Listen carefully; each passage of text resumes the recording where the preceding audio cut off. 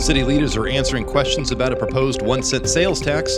County officials held off on buying a sheriff's vehicle due to a technicality, and remains have been found in the search for Molly Miller and Colt Haynes. All of this and more on This Week in Ardmore from Ardmore Leader.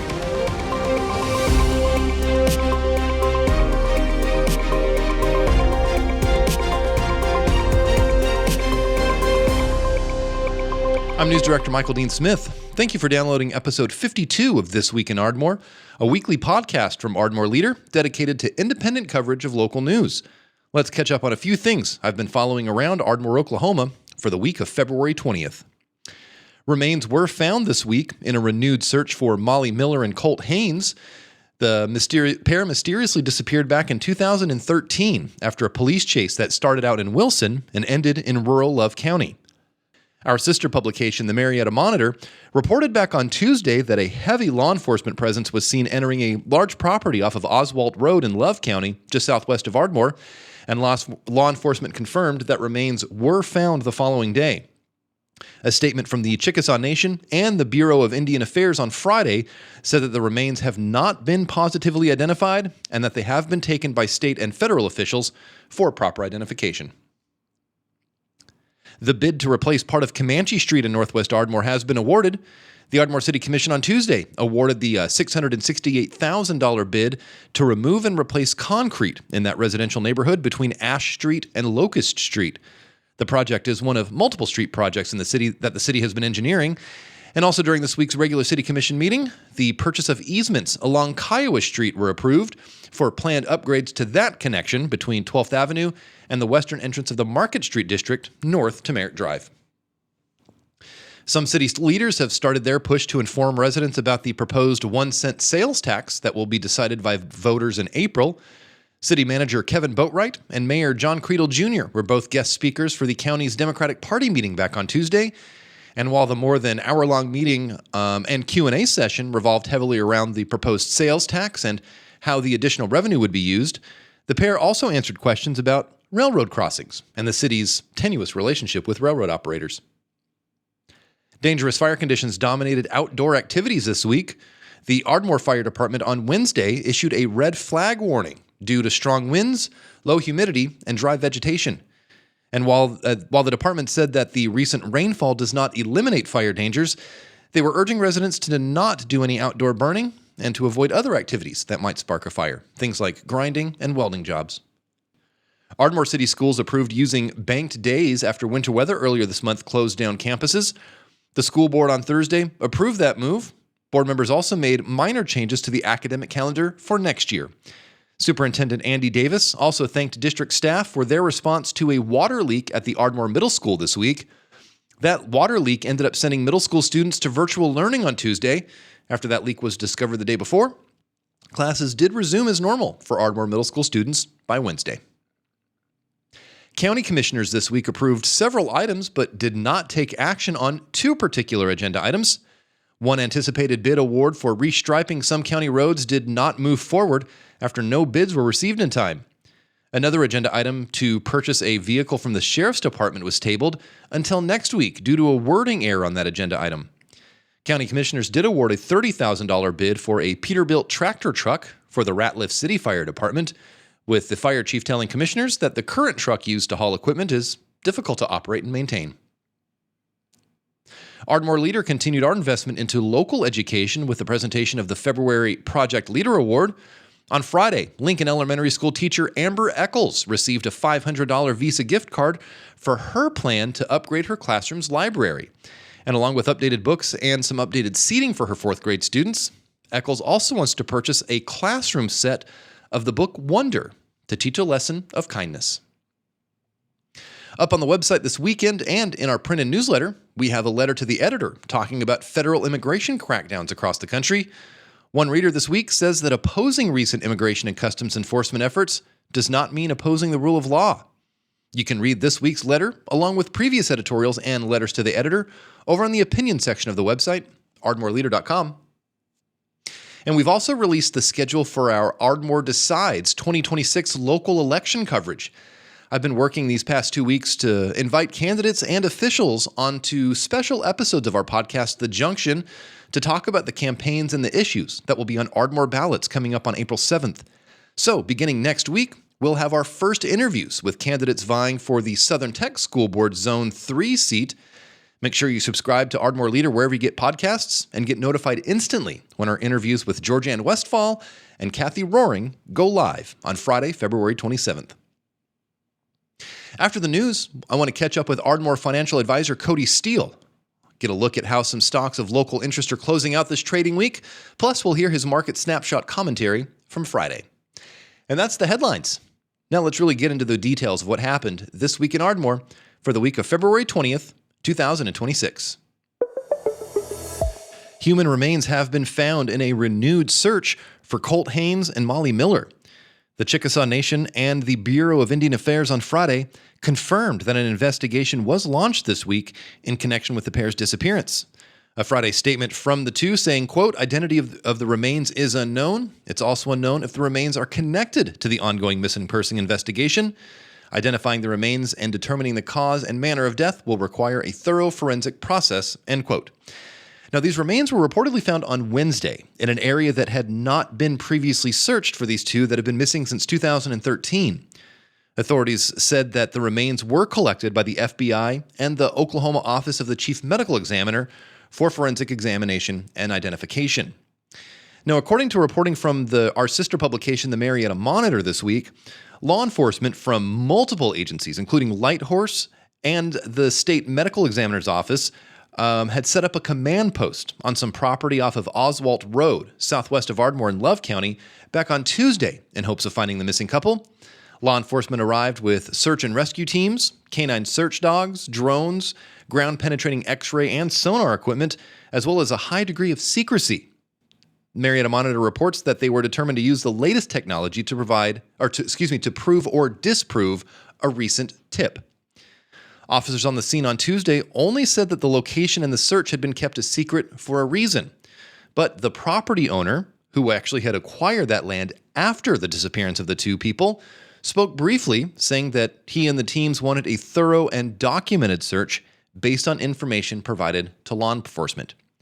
Molly Miller and Colt Haynes have been missing from Love County since July 8, 2013, following a high-speed chase involving driver James Knipp.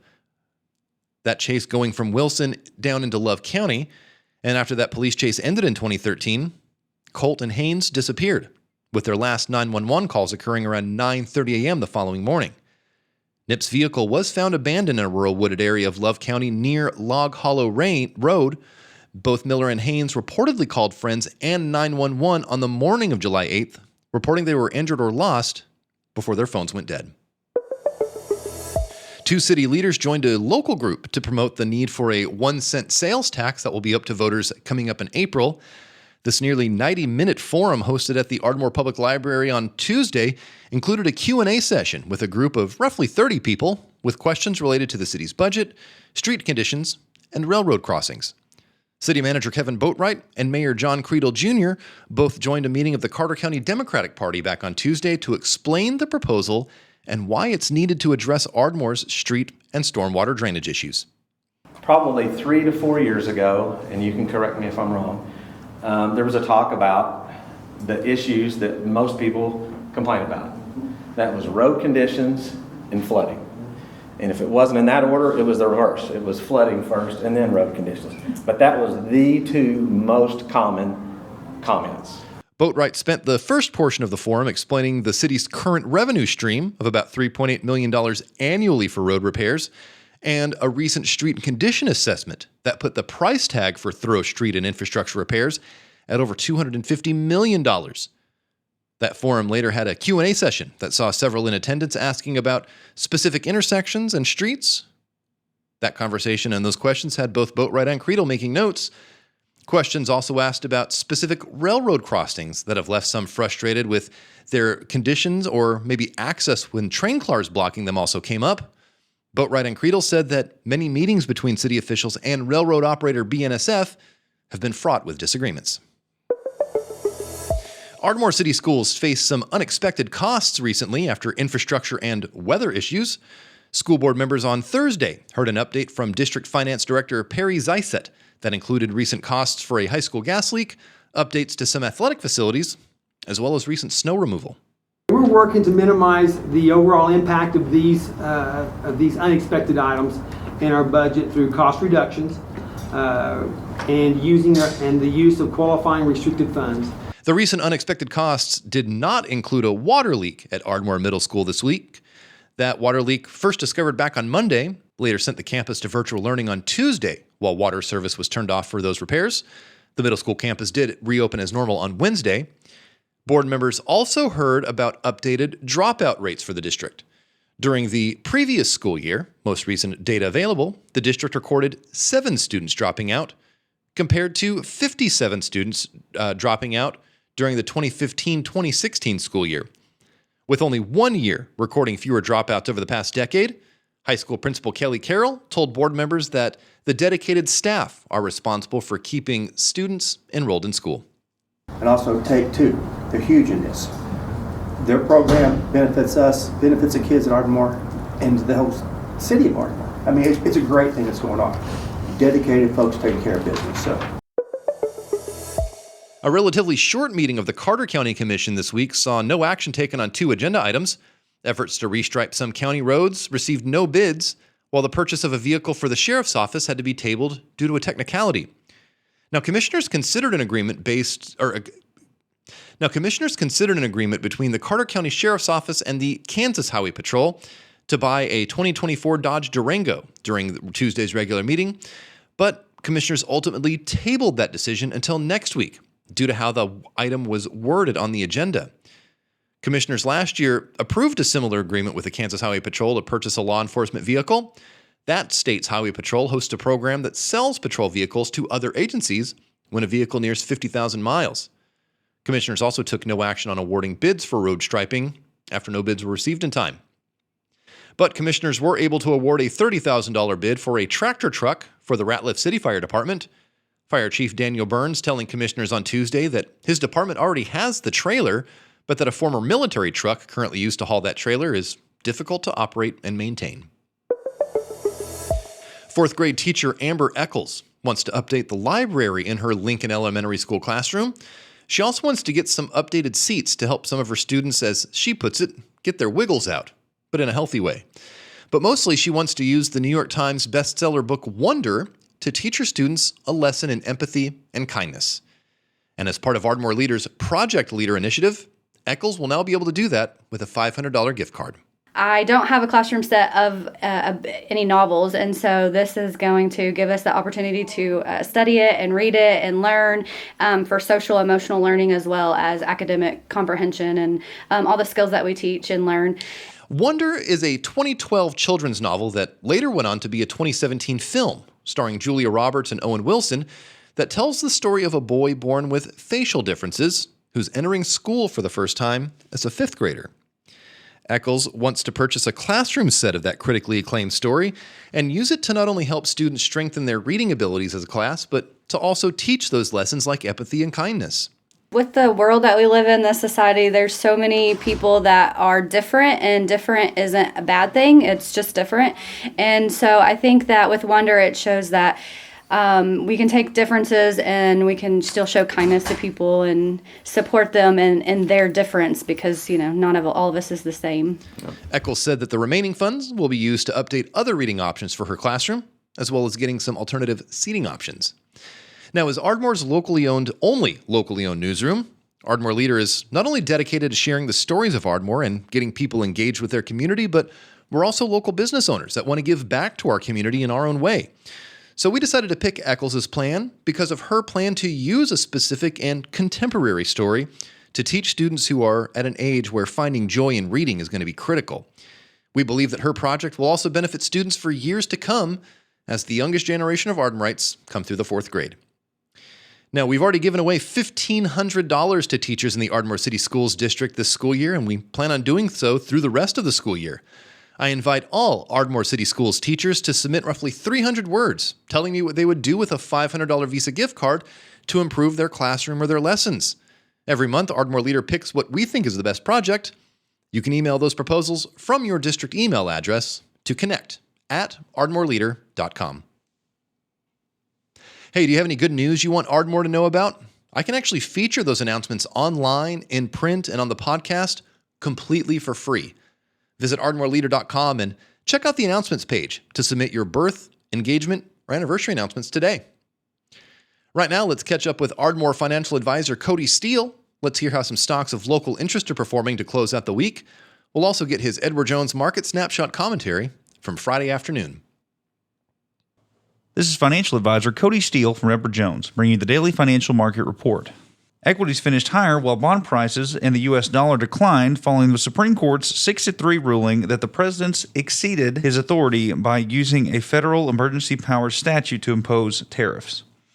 The decision leaves unresolved whether previously collected duties, potentially up to $170 billion, must be refunded, sending that question back to a lower court, likely beginning a lengthy legal process.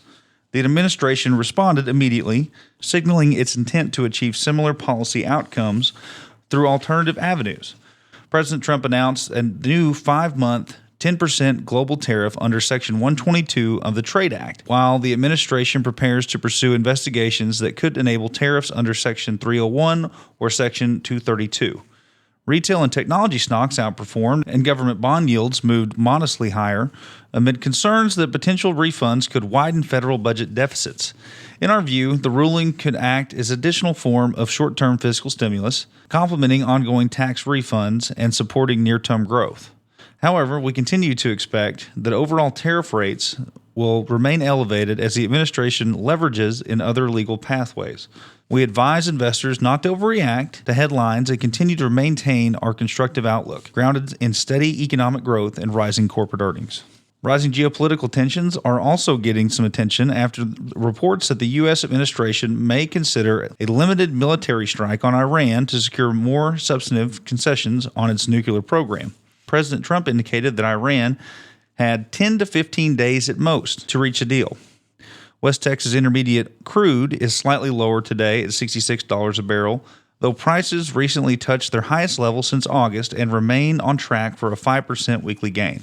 While firmer oil prices could present upside risk to inflation, we note that they remain near the low end of their 5-year range. According to the U.S. Energy Information Administration, EIA, the global oil market is currently experiencing a significant oversupply, a dynamic the agency expects to persist through 2026.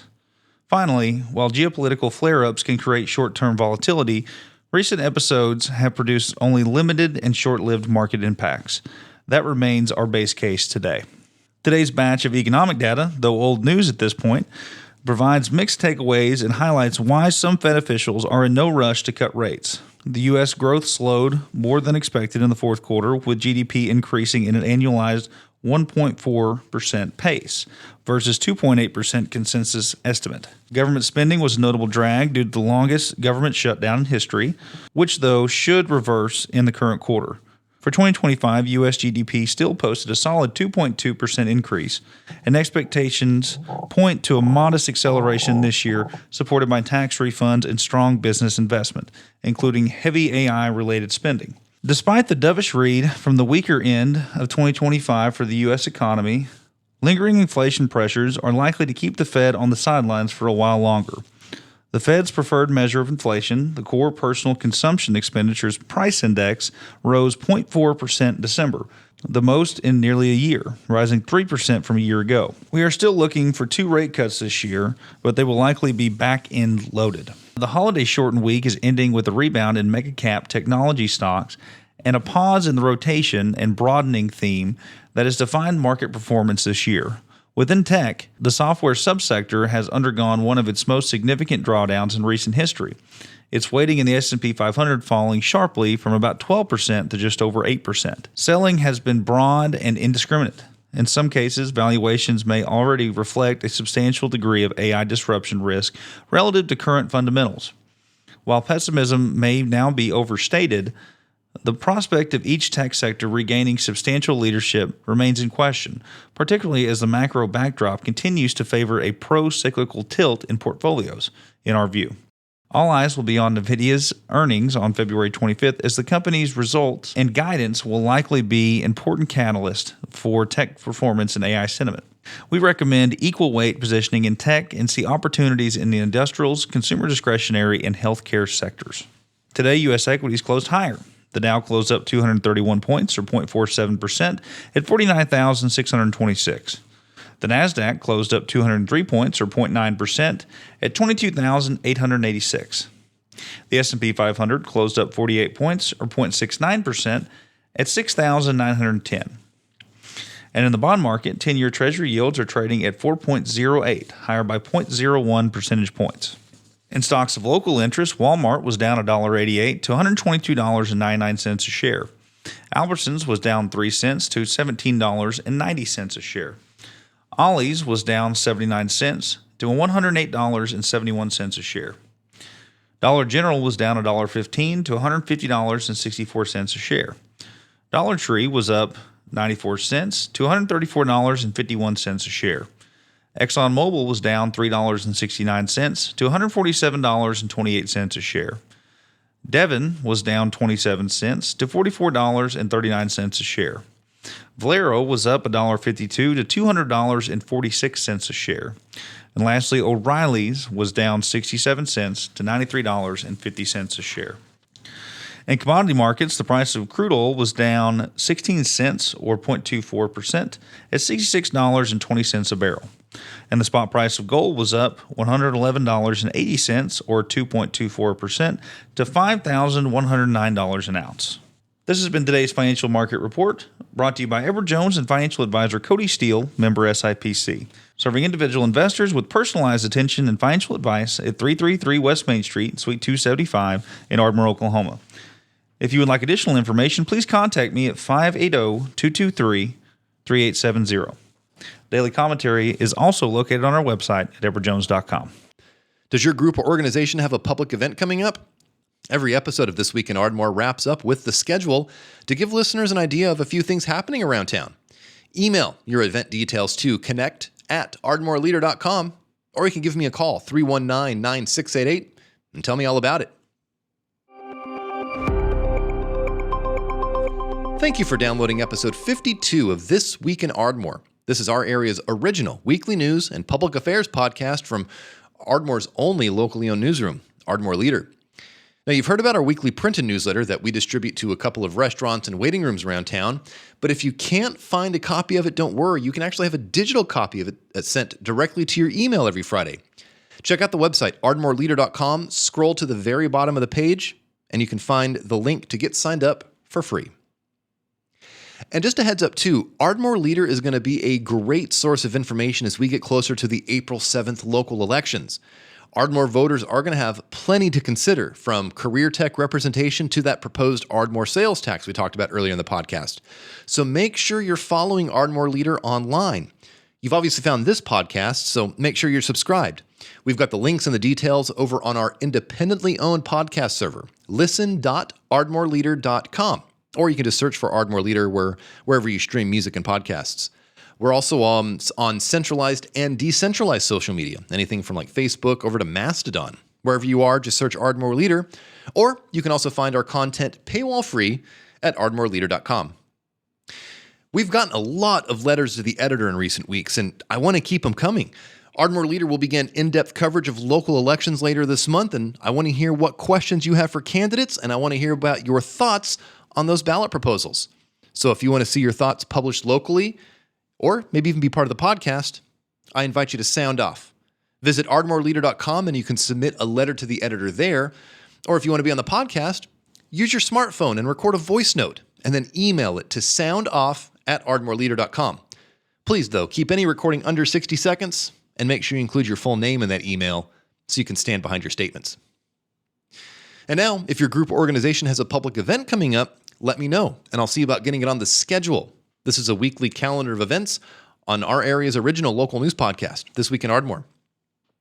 Coming up in public meetings next week, the Carter County Commission will hold their regular meeting on Monday morning, February 23rd at 9 a.m. at the County Administration Building. They're on the corner of A Street and Broadway. That agenda is available on the county's website, cartercountyok.us. The Ardmore Beautification Council is gearing up for a community cleanup event this weekend. Whittington Park is the site for this community event, with ABC providing all of the necessary supplies. All you've got to do is show up. This is coming up Saturday, February 21st from 1 until 3 p.m. with the meetup happening in the west parking lot of Whittington Park. That's G Street Southeast, right next to Hardy Murphy Coliseum. And if you want to learn to speak up about an issue but you're not sure how to do it, well, the Oklahoma Policy Institute is coming to Ardmore later this month to host advocacy training to turn values into action.